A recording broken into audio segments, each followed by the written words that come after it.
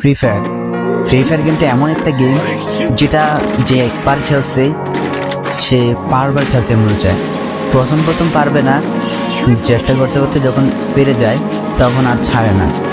আর এই গেমটা যারা একবার খেলছে, যার মনে একবার জায়গা করে নিয়েছে, সে কখনোই এই গেমটা বলতে পারবে না।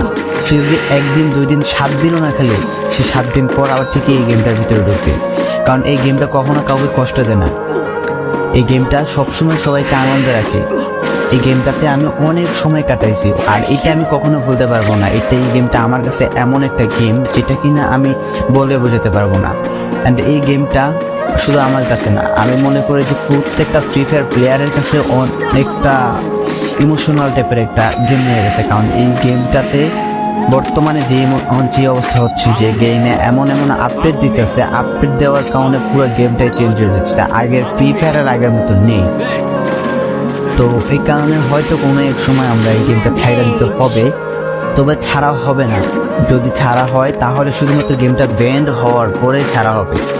তো যদি পার্মানেন্টলি গেমটা ব্যান করে দেয় তাহলে আমাদের এই গেমটা থেকে বিরত থাকতে পারবো। আর না হলে কোনোভাবে ছাড়া, যতই আপডেট আসুক না কেন আমরা ছাড়তে পারবো না। এই গেমটার প্রতি যত একটা মায়া জড়াই গেছে, তো এটা আমাদের পক্ষে ছাড়া একবারে